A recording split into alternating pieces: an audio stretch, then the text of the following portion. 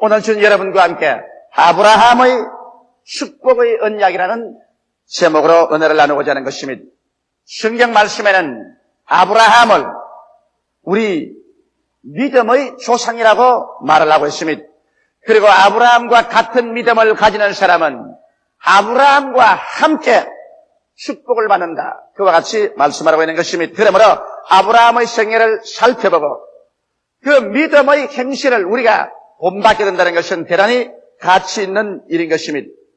아브라함 당시에 가나안 땅에 전쟁이 있었습니다. 격렬한 전쟁의 결과로 소돔 고모라가 함락이 되고 왕들은 도망을 치고 그곳에 있는 백성들과 재산이 모두 다 약탈당해서 끌려가게 된 것입니다. 그럴 때 아브라함의 조카인 롯과 그 가족도 소돔 고모라 성에 살고 있다가 이 전쟁에 휘몰아쳐 들어가서 거의 온 가족이 다 포로가 되고 재산을 다 빼앗겼습니다. 이 소식을 들은 아브라함은 자기의 집에서 기른 318명의 군대를 거느리고 하나님의 은총과 축복을 받아서 밤중에 적을 습격하게 된 것입니다. 전쟁에 이긴 적들은 밤중에 모여서 근하게 술을 먹고 취해서 설교하고 있을 때 일시에 습격을 해서 그들을 대파하고 그들의 군대를 진멸하고 아브라함은 소돔 고모라 성의 모든 백성들을 다 구출하고 그 재산을 다 회복시켜줄 뿐 아니라 롯과 그 가족들을 모두 다 구출해서 이기양양하게 고향 땅으로 돌아오게 된 것입니다. 그런데 아브라함이 고향 땅에 들어올 때 살렘 왕 멜기세덱이 떡을 가지고 또 포도주를 가지고 왔어요. 아브라함에게 떡을 주고 포도주를 주고 그 다음에는 그가 손을 들어서 지극히 높으신 하나님의 이름으로 아브라함에게 축복을 해준 것입니다. 저는 오늘 이 사건을 가지고서 여러분에게 하나님의 깊은 뜻을 말씀해 드리고자 하는 것입니다. 첫째로 아브라함이 떡과 포도주를 가지고서 멜기세덱에게 축복을 받은 것은 이미 심장합니다. 왜냐하면 성경은 멜기세덱은 하나님의 아들 예수 그리스도를 모형한다고 분명하게 말하고 있는 것입니다. 이러므로 아브라함에게 멜기세덱이 나와서 떡과 포도주를 주고 축복해 준 것은 바로 하나님의 아들 예수 그리스도께서 아브라함과 같은 믿음을 가진 우리들에게 당신의 깨어진 몸과 흘리신 피를 가지고 나와서 생명의 떡과 생명의 포도주로서 우리에게 주시며 축복해 주시고 축복의 언약을 맺는 것과 똑같은 사실인 것입니다. 이러므로 하나님께서 멜기세덱 하나님의 대제사장을 통하여 아브라함에게 떡과 포도주를 주고 축복의 언약을 맺은 사건은 대단히 의미가 깊은 것입니다. 그러므로 오늘날도 이 시간에 여러분 우리 아브라함의 믿음을 본받는 믿음의 자손들인 우리에게도 하나님께서는 대제사장 되시는 우리 주 예수 그리스도 오늘날의 멜기세덱을 보내셨어요. 이제는 손으로 빚은 떡이나 손으로 만든 포도주가 아니라 그리스도의 깨어진 몸과 흘리신 피를 가지고서 우리에게 가지고 와서 축복의 언약을 맺어주시는 것입니다. 그러면 도대체 아브라함은 멜기세덱으로부터 축복의 언약을 받고 축복을 받았지만 예수께서 오늘날 우리의 멜기세덱으로서 우리에게 그의 떡과 그의 포도주를 가지고 와서 축복해 주는 데는 어떠한 의미가 그 속에 포함되어 있을까요? 예수님께서는 친히 말씀하시기를 나는 하늘로부터 내려온 참된 만나라고 말했고 내 살은 참된 양식이요 내 피는 참된 음료라고 말하셨으며 내 살을 먹고 내 피를 마시는 자는 내 안에 거하고 나도 저 안에 가나니 내가 아버지로 말미암아 사는 것처럼 나를 먹는 자도 나로 말미암아 살리라고 말하셨습니다.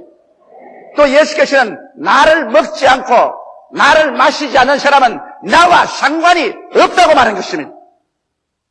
예수님께서는 2000년 전에 우리의 멜기세덱으로서 하늘 보좌와 그 영광을 떠나시고 이 땅에 오셔서 죄와 질병, 악마에게 눌리고 저주당하고 절망과 죽음에 흐르기는 우리들을 구출하시기 위해서 오신 것입니다. 그리고 예수님께서는 우리 가운데서 30년 동안 주님께서 아무 말씀 없이 묵묵히 거하시고 마지막 3년 반 동안 사역할 동안에 죄 사하시고 병을 고치시고 마귀를 쫓아내시고 죽은 자를 살리시며 절망에 처한 자에게 소망을 주시고 저주에서 해방을 주시며 영생의 문을 주님 열어주셨습니다. 그러고 난 다음에 주님께서 최후로 십자가에 올라가셔서 그 몸이 깨어지시고 그 피를 쏟으시고 바로 주님의 몸이 깨어지고 피를 쏟은 이것을 가지고서 주님께서는 오늘날 주를 믿고 나오는 아브라함과 같은 믿음을 가진 사람들에게 축복의 언약을 삼으신 것입니다. 예수님께서는 마지막 잡혀서 십자가에 올라가기 전날 밤에 저희 아들을 모아놓으시고 새우의 만찬에 주께서 이렇게 말씀하셨습니다. 떡을 떼어서 축사하시고 주시면서 이는 내 몸이니 받아 먹으라고 하시고 주님께서 또 식후에 잔을 가지시고 말하기를 이는 내 피로서 세우는 새 언약이니 너희는 받아서 마시라 그렇게 말씀하셨습니다. 오늘날 그러므로 우리는 예수 그리스도의 그 성찬을 계속해서 기념하고 있는 것입니다. 그런데 그리스도의 깨어진 몸과 그리스도의 흘리신 피는 도대체 우리에게 무슨 관계가 있을까요? 예수님의 몸은 어디에서 깨어졌습니까? 먼저 예수님의 몸이 깨어진 것은 바로 빌라도의 뜰에서 채찍에 맞아 깨어진 것입니다. 예수님의 몸이 로마 군인들의 그 무지막지한 채찍에 등허리와 가슴팍이 산산조각으로 깨어지고 해주셨습니다. 그리고 예수님의 온 몸 전체는 선지피로서 물들었습니다.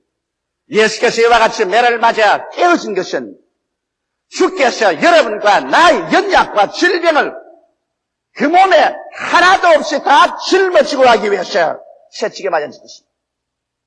통상으로 말하면 옛날 그 당시에는 사형수에게 40에 하나 가만매를 때린다고 합니다.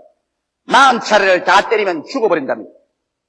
그런데 희한하게도 요사이 여러분 우리 모든 지구상에 있는 인간의 병을 분류하면은 39가지 병이라는 것을 나는 의학 잡지에서 읽어본 적이 있는 것입니다.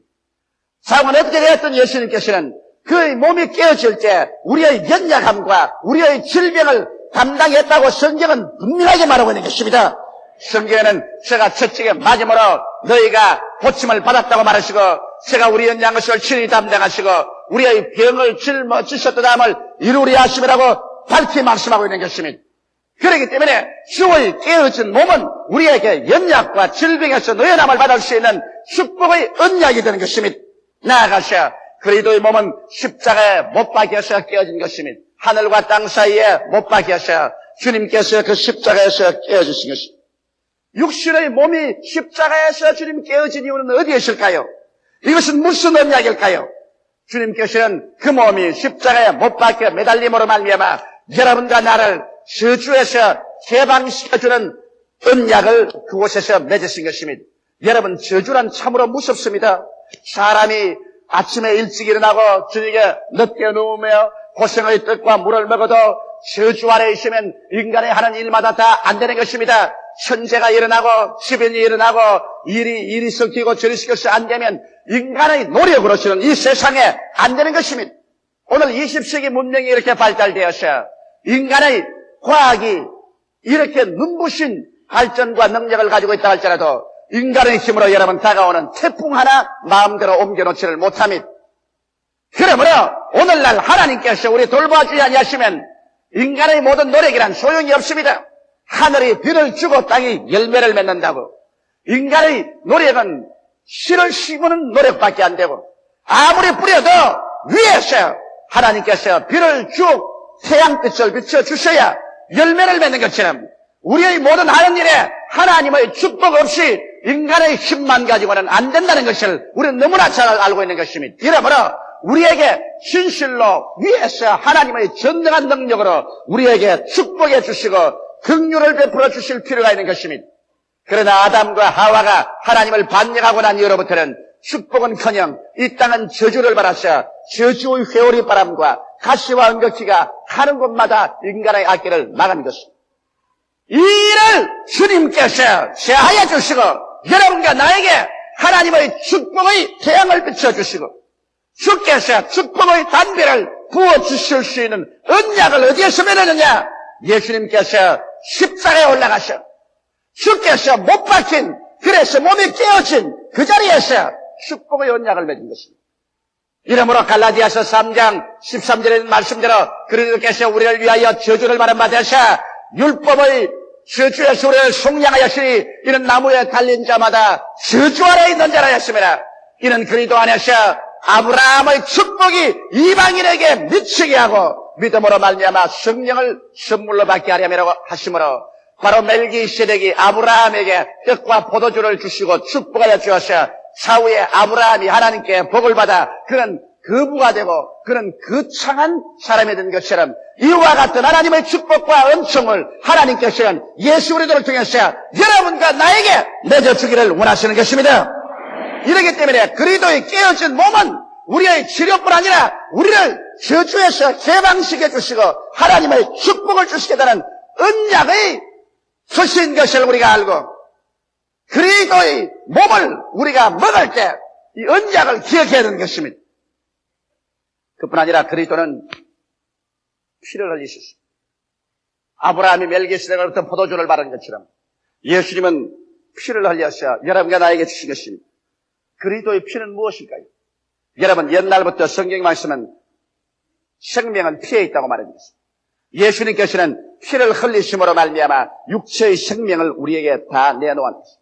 그 피를 흘리고 그 육체의 생명을 주님께서 죽이심으로 말미암아 여러분과 나의 죄악을 우리의 사망을 우리의 지옥을 청산한 것입니다. 성경은 말씀하기를 죄의 값은 사망이라고 말한 것입니다.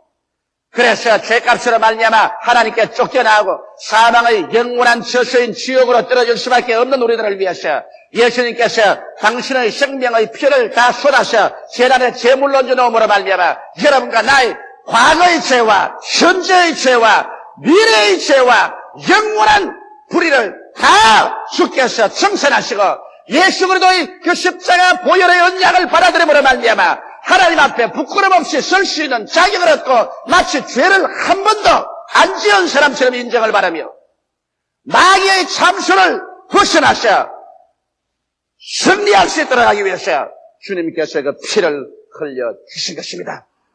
이러므로 예수 그리스도의 피는 여러분 말로서 다할 수 없고 개선할 수 없는 값진 것입니다. 이러기 때문에 주께서 오늘날 우리가 죄를 짓고 불의하며 수악하고 버림을 받아야 마땅함에도 불구하고 죄지은 그대로 못난 그대로 빈손든 그대로 주 앞에 나올 때 주님께서 그 피로서 우리를 씻어주기를 원하심으로 말미암아 아브라함이 멜기세덱으로부터 떡과 포도주를 받고 그 다음 축복을 받은 것처럼 우리도 믿음으로 말미암아 예수 그리스도의 깨어진 몸을 받고 흘리신 피를 받고 난 다음에 주님 앞에 나갈 때 우리의 멜기세덱인 예수께서 오늘날 여러분과 나에게 축복해 주시는 것입니다. 우리 인류들이 하나님 앞에서 축복받을 수 있는 가장 위대한 은총의 근거가 바로 그리스도의 깨어진 몸과 흘리신 피인 것입니다. 이것은 종교 아닙니다. 철학도 아닙니다. 어떠한 의식도 아닌 것입니다. 이것은 진실로 하늘에서 내려온 생명의 만나인 것입니다. 오랜 세월 동안 우리는 광야 같은 인생을 지나면서 저주받고 병들고 죄로서 하나님께 쫓겨나가고 영원한 지옥으로 멸망받고 있는 우리들에게 하나님께서 우리를 살리기 위해서 하늘에서 생명의 만나인 예수 그리스도를 주신 것입니다.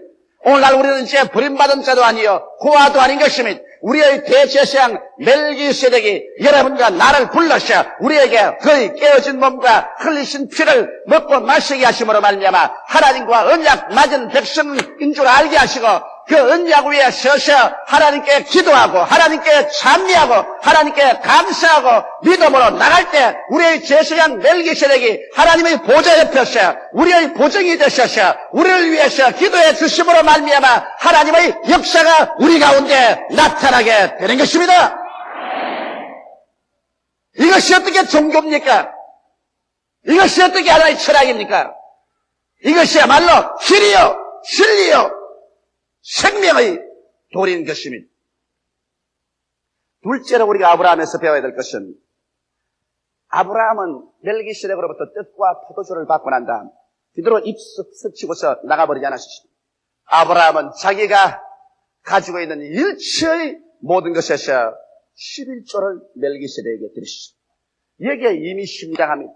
오늘 어떤 사람들 말하기를 11조란 유대인의 율법에서 나온 것이기 때문에 이제는 은혜 시대이므로 11조가 필요 없다 이런 말을 하는데 11조는 여러분 유대인의 율법이 생기기 430년 전에 이미 믿음의 조상 아브라함이 멜기세덱에게 축복을 받고 난 다음에 뜻과 포도주를 받고 그 다음 언약을 맺고 하나님께 내놓은 인간편에서의 물질인 것입니다. 그럼 아브라함이 드린 이 11조는 무슨 의미가 있을까요? 물론 말할 필요 없이 멜기세덱을 통해서 하나님께로 받은 그 축복에 감격하고 감사해서 감사의 표시로서 11조 낸 것입니다. 성경 말씀하기를 감사로 제사를 드리는 자가 나를 영화롭게 하노니 그 행위를 옳게 하는 자에게 하나님의 구원으로 보이겠다고 말씀하신 것처럼 아브라함은 너무 감격해서 자기가 가지고 있는 모든 물질 중에 10분의 1을 내놓은 것입니다. 또 그뿐만은 아닙니다. 아브라함이 11조를 내놓은 것은 멜기세덱을 통해서 하나님께로부터 받은 축복에 대한 그 언약에 대한 신뢰의 표시인 것입니다. 하나님께서 반드시 내게 약속하시고 축복해 준 사실을 이룰 것을 나는 믿습니다는 신뢰의 표시로서 그런 11조를 내놓았습니다. 또 나아가서 더 의미심장한 것은 여러분 하나님 편에서는 멜기세덱을 보내서 아브라함에게 떡을 주고 포도주를 주시고 그 다음에는 아브라함을 축복해서 언약을 해주기 때문에 언약이란 일방적인 것이 아닙니다. 또 그 언약을 받아들이는 그 타방에서도 언약을 받아들였다는 증빙물을 내놓아야 되는 것입니다. 그러므로 아브라함이 11조를 내는 것은 하나님께로부터 이 축복을 믿음으로 받아들였다는 그 언약의 보증으로서 그는 11조를 내놓은 것입니다. 그러므로 떡과 포도주는 하나님 편에서의 언약의 증거이고 11조는 인간 편에서의 이 축복을 받아들였다는 언약의 증거인 것입니다. 이러기 때문에 오늘날 11조를 내어도 좋고 안 내어도 좋다는 이런 정도의 것이 아닙니다. 11조라는 것은 예수 그리스도 우리의 대제사장 멜기세덱이 당신의 살을 깨어서 우리에게 주시고 몸에 피를 흘려서 우리에게 마시게 해주시고 그리고 하나님의 그 놀라운 축복을 우리에게 주셨는데 이것을 우리가 합법적으로 받아들였다는 그 증빙물로서 11조를 내놓는 것입니다. 그러므로 11조를 내놓지 않으면 하나님의 언약의 그 축복을 우리 인간편에서 받아들였다는 증거가 없어지고 마는 것입니다. 그렇기 때문에 여러분 성경 말씀 가운데 말라기에 보면 하나님께서 너가 나의 규례를 지키지 아니하므로 너의 온 나라가 저주를 받았다고 말하는 것입니다. 왜? 주님께서는 우리에게 저주를 제하시고 죽음을 제하시고 축복을 주기를 원하는데 그 하나님의 언약은 아브라함으로부터 주었는데 이것을 받아들이지 않은 증거가 어디냐? 성경에는 11조와 큰 물을 도둑질하기 때문이라고 말한 것입니다. 아브라함의 손자인 야곱이 고향산 전전하서 외아저씨 집으로 갈 때 밤에 자다가 하나님의 보좌를 보고 하나님 보좌에서 천사들이 오르락내리락 하는 걸 보고 난 다음 아침에 깨어나서 자기가 베개 오전 그 돌에 기름을 붓고 기도할 때 하나님 내가 가는 길에 하나님이 먹을 것과 입을 것과 있을 곳을 주시면 그리고 또 나를 무사히 아버지 집으로 돌아오게 하면 내가 누운 이 자리가 하나님의 성전이 될 것이요 하나님께서 내게 주신 일체의 모든 것 중에 11조를 드리겠나이다고 말한 것입니다. 그러므로 11조는 무엇이냐? 하나님께서 내게 축복을 주시게 되는 언약에 대한 인간이 믿음으로 받아들였다는 약속이요 증빙물인 것입니다. 이것 없이는 하나님께서 약속한 축복이 우리에게 임할 수가 없는 것입니다. 오늘 그러기 때문에 주의 깨어진 몸과 흘리신 피를 우리가 먹고 마셨으면 여기에 대한 감사와 여기에 대한 신뢰와 그리고 하나님의 언약을 나는 확실히 받아들인다는 그 포증으로서 우리는 11조를 우리의 생활 속에 반드시 내야 되는 것입니다. 예수 그리스도의 신앙생활과 11조라는 것은 불가분의 관계인 것입니다. 우리의 멜기세덱인 예수 그리스도의 십자가의 그 보혈 공로와 우리가 그것을 믿고 믿었다는 증거로서 11조를 내는 것은 우리는 피할 수 없는 하나의 사건인 것입니다. 오늘 너무나 많은 사람들이 이 신앙 실수를 알지 못하기 때문에 그들의 생활 가운데 하나님의 약속하신 넘치는 축복을 받지 못하고 있는 것입니다. 셋째로 아브라함은 이렇게 하나님께 언약을 그 다음 언약을 받았다는 증거로 11조를 드리고 나는 다음 즉시로 유혹이 다가온 것입니다. 소돔 왕이 아브라함에게 건의를 했습니다. 자, 당신이 나가서 전쟁하여서 우리 백성과 재물을 다 거두어 줬으니 백성만 내게 돌리고 재산은 당신 다 하시오 그렇게 말했습니다. 여러분 세상에 주는 부가 있고 천지와 만물을 지어주는 하나님이 주시는 부가 있습니다. 아브라함은 즉시로 그 자리에서 거부가 될 수 있었으나 그러나 그는 즉시로 분별했습니다. 이것은 하나님이 주시는 부가 아니라 세상이 주는 부다. 이것은 유혹이다. 나중에 이 재산을 주어서 부유롭게 만들어줬고 난 다음에 소돔 고모라 왕은 말하기를 내가 아브라함으로 부유롭게 만들었지 하나님이 부유롭게 만들지 않았다. 그렇게 말할 것이기 때문인 것입니다. 그러므로 아브라함은 손을 들어서 하나님께 언약에서 말하기를 천지의 대주제이신 하나님께 내가 손을 들어 맹세하노니 나는 너에게 신들미 하나라도 받지 않겠다. 너는 나중에 네가 나를 부유롭게 만들었다고 말할 것이 아니겠는가. 그러므로 나는 너희 재산이나 너희 백성들을 하나도 취하기를 원치 않으니 다 가져가라. 그래서 아브라함은 세상이 주는 부를 거부하고 천지의 주이신 하나님께서 주시는 부를 주님 앞에서 기대한 것입니다. 아브라함은 자기의 생활 속에서 하나님을 자기의 삶의 절대적인 자원으로 삼고 부정적인 방법으로서 축제하여 자기 하나님을 불명예스럽게 하고 자기의 신앙도 상실한 일을 하지 않겠다고 부인한 것입니다. 여기에서 아브라함의 위대성이 있는 것입니다. 아브라함은 하나님과 축복의 언약을 맺은 이상 이제는 내가 무엇을 먹을까, 무엇을 입을까, 무엇을 마실까, 어떻게 살까를 하나님이 돌보아 주실 일이지 세상의 부정한 방법으로서 내가 부자가 되어서 그래서 세상의 손가락질 받는 사람이 되지 않겠다. 나는 하나님의 축복을 받겠다는 것입니다. 과연 하나님께서는 아브라함에게 축복을 주어서 그는 나중에 거부가 되고 은과 금이 풍부하고 짐승 때도 아주 많은 사람이 되고 마는 것입니다. 우리는 하나님께 언약됐고 이 세상에 사는 동안에 이와 같은 유혹을 물리쳐야 되는 것입니다. 세상에서 나오는 부귀는 그것을 받고 나면 그와 함께 도적질을 당하고 죽임을 당하고 멸망을 당하지만 하나님이 주시는 부는 그를 받고 난 다음에 여호와를 경외하고 성령에 충만하고 천국과 영생을 상실하지 않고 그대로 가질 수가 있는 것입니다. 넷째로 이제 아브라함의 받은 상급입니다. 하나님께서 곧장 이 일이 있고 난 다음 아브라함에게 나타나셔서 아브라함이 말하십니다. 아브라함이여 나는 너의 방패여 너의 큰 상급이라고 말씀한 것입니다.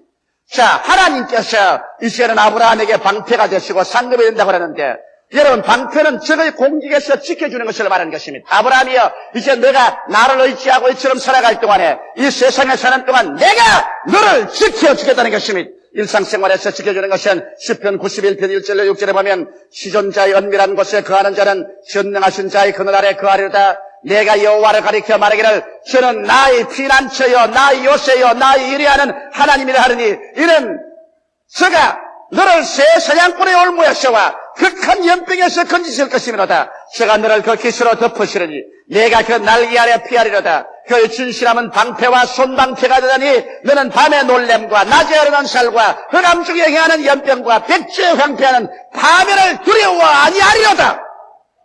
하나님께서 방패와 손방패가 되어야 됩니다. 그래서 일상생활에서 하나님이 우리의 보호자가 되어주시고 또 우리가 사업을 할 때도 말라기 3장 11절에 하나님께서 분명히 약속하시기를 만군의 여호와가 이르노라 내가 너를 위하여 황충을 금하여 너희 토지 소산을 멸하지 않게 하며 너희 밭에 포도나무의 과실로 기한전에 떨어지지 않게 하리라. 그러므로 우리가 하는 일에 환경적인 저주로 말미암아 손실이 다가오지 않게 주께서 지켜주겠다고 약속한 것입니다. 아브라함이 하나님 앞에서 뜻과 포도주의 언약을 맺고 그가 그 언약을 믿음으로 받아들였다는 11조를 드리고 난 다음에 인간으로 부정적인 방법으로 축제하겠다고 생각하지 않고 그를 단호히 거부하고 하나님을 그의 삶의 영원하고도 궁극적인 자원으로 삼으셨을 때 하나님께서는 자원에서 나오셔서 나는 너희 방패가 되어주겠다.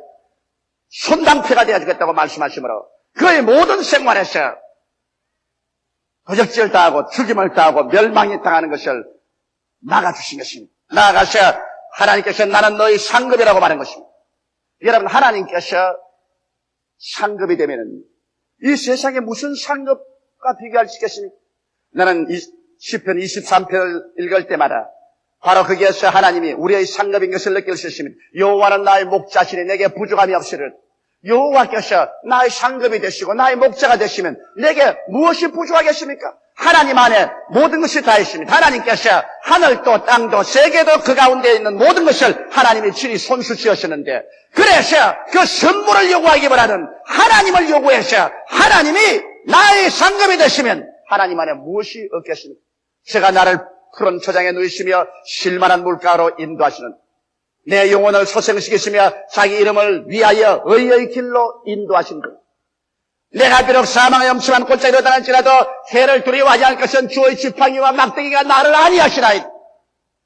나를 원수의 목전에서 내게 기름을 바르시고 그리고 주님께서 상을 준비해 주시니 내 잔이 넘칩니다. 내 평생의 주의 선하심과 인자하심이 성령 나를 따르니 내가 여호와의 집에 영원히 거하는 이것이 바로 여호와께서 우리에게 상급이 된 것이 아니겠습니까?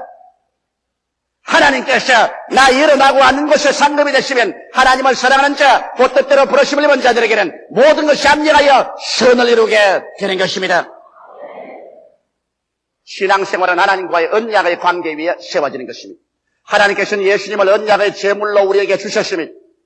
그래서 우리는 예수 그리스도와 언약 맺은 증거로서 그 깨진 몸을 받아먹고 그 흘리신 피를 받아먹습니다.